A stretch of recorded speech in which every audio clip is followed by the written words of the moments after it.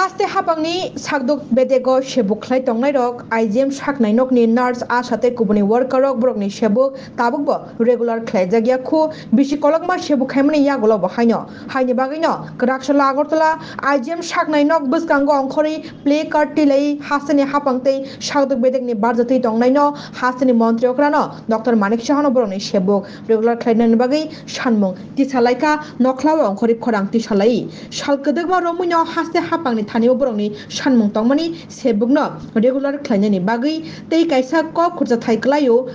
Montreal Biplab Kumar Dev Tongfru CM Atuk Tayo Baba Hano Malai Koklam Salimani Borongni Sebugni Bagi Afrono Kacang Montreal Biplab Kumar Dev Kok Rimani Tong Borokno Tal Thamni Yagulono BJP Hapango Paikan regular Klane Hini Bo Afro Kok Rimani Tongo Piaba Wino Bobai Tangi Malay Mani Yagulo Kogri Riwido Hori Tabubo regular Klaji Kuni Bagino Boroni Taibo Kaudomung Funuglaino Borok Tini Grakshalo IGM Saknai Nok Buskang Korina Borok regular Shani Boroni Shebugno Kaudomung Funuglaika আমাদের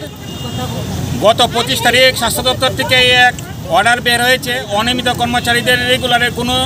policy নেই আজকে আমরা মূলত এই অর্ডারের বিরুদ্ধে আমরা প্রতিবাদ জানিয়ে আজকে এই বিক্ষোভ সমাবেশ আমরা করছি ডিমান্ডটা কি কারণে ডিমান্ড আমাদের ডিমান্ড বহুদিনেরই আমরা রাজ্য সরকারের কাছে বহুবার আমরা আবেদন করে আসছিলাম যে আমাদেরকে নিয়মিত করার জন্য 2018 সনের পূর্বে বর্তমান রাজ্য সরকারের তাদের একটা যে প্রতিশ্রুতি দিয়েছিল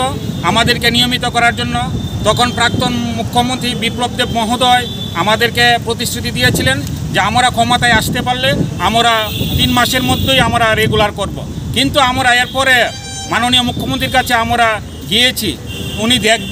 দেখছি এই বলে আমাদেরকে পরবর্তী সময়ে ওনার সাথে আর আমরা এই বিষয়ে দেখাই করতে হবে না পরবর্তী সময়ে বহুবার আমরা অধিকর্তা এবং মন্ত্রী মহোদয়ের নিকট আমরা ডেপুটেশন দিয়েছি কিন্তু ডেপুটেশন কোনো সুরাহা হয়নি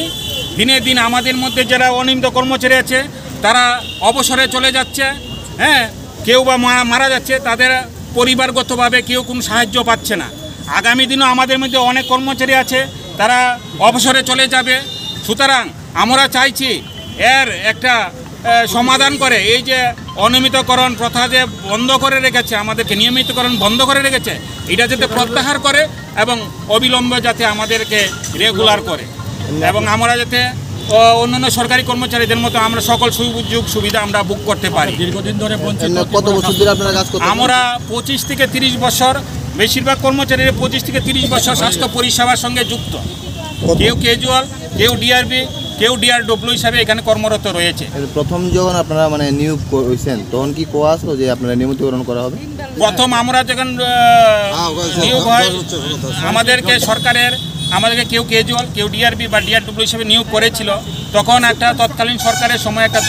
যে 10 বছর কমপ্লিট হওয়ার পরে তাদেরকে নিয়মিতকরণের সরকারের একটা রুল ছিল এরপর বর্তমান সরকার ক্ষমতা আসার আগে বলছিল আমাদেরকে নিয়মিতকরণ করবে তো দেখা গেল কি তা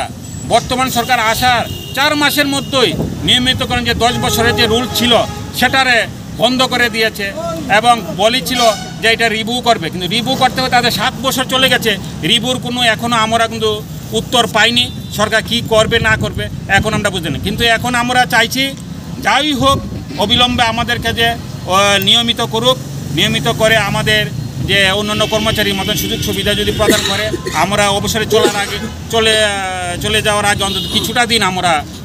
নিয়মিতকরণের স্কেল পেয়ে অন্তত আমরা বাঁচার মতন একটা জীবন যাতে আমরা পাই এর জন্য আমরা সরকারের কাছে আমরা বিনতভাবে অনুরোধ রাখছি কতজন রয়েছেন আপনারা আমরা স্বাস্থ্য দপ্তরে 950 জনের মতন আমরা